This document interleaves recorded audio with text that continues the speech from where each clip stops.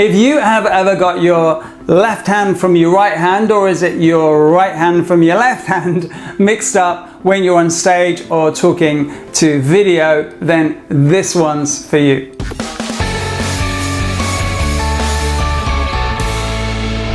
Hey, Mike Blissett here, founder of Speak Like a Pro Online, and I don't know if you've ever been on, that website, whichever that website is, where they've got that really nice intro video on the home page, and then at some point they say, and if you just want to look over to the right or fill out the box on the right, and maybe they point like this to the right, and we'll send you whatever it is, a newsletter or something, and it just is weird because that's not your right. Or maybe you've been in that training room where whoever it is doing the training or on stage, they say, okay, people here on the left, or move here to the right to get into groups or something, and again, it's just slightly weird. Or maybe they're telling a story and they don't know where the past and the future is, and it moves around throughout their story, and you can't quite put your finger on it, but it kind of just doesn't make sense.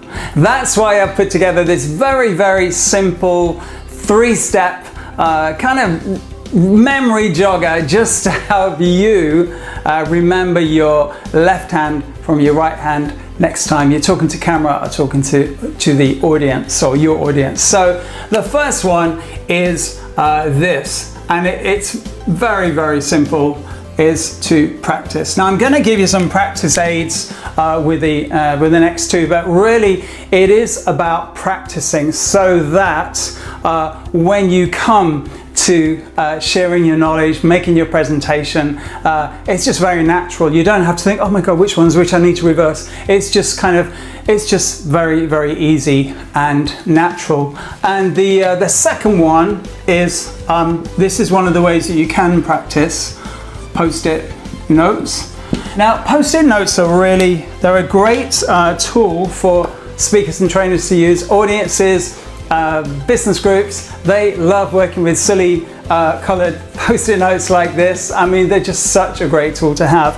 And you practicing your left hand from your right hand, it's just another one of those tools. So in real life, this actually is my right hand, as you know, and this is my left. But from a training point of view, when I've got my trainer's head on, this is now my left hand, and this is my right, and this makes sense for you because you're in my audience. So Post-it notes, a little bit like, well, I guess when you're learning a language, I don't know if you speak a second language, but one of the tools that many language schools use are things like Post-it notes, and label objects like a chair, desk, table, fridge, television, telephone, whatever it is, and just go around the house and the office and label them with the names of those objects in the language that you're learning. And it's just that seeing those names constantly and that repetition that helps you remember them, so that when you come to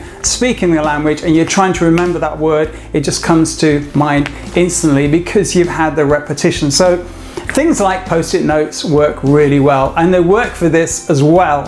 So if you want to walk around your office, I'm in my home office here, or if you want to walk around wherever you practice your talk, or even in the park, you might get some looks, but I think that it's all good stuff.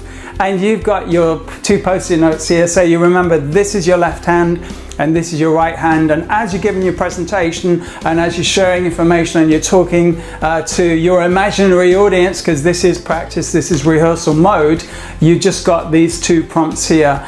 It's a great way to remember, because then when you come to give your presentation and you don't have your Post-it notes, now you can still have your Post-it notes if you want to, it would add an extra humor maybe if you walked around stage with your colored Post-it notes. But let's say you don't have them, or if you don't have them when you're speaking to camera, it just means that it's just one less thing to remember, because you've had the repetition, you practice, you know that this is your left hand and this is your right hand. You're not thinking, oh my God, I've got to reverse. You just know which one's which. And then the third thing to mention is when you're talking about the left and right when you're talking about stories, because I've mentioned so many times in my videos and in my training course, we go into a real deep dive on this, on how to find your key personal story and share it and implement it in what you do.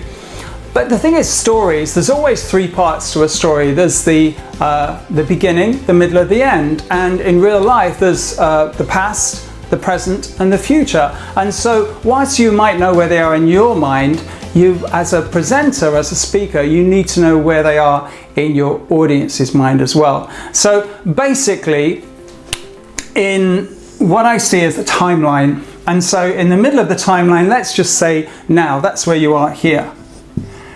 So which is the past and which is the future? Well, the way I remember it, and this is from NLP, the training I've done in NLP, is that the future is, and this is how I remember it, is the right place to be. So that's how I remember where the future is for the huge majority of the people. So the future is on the right hand side, and so consequently the past is on the left. Whoops, there we go.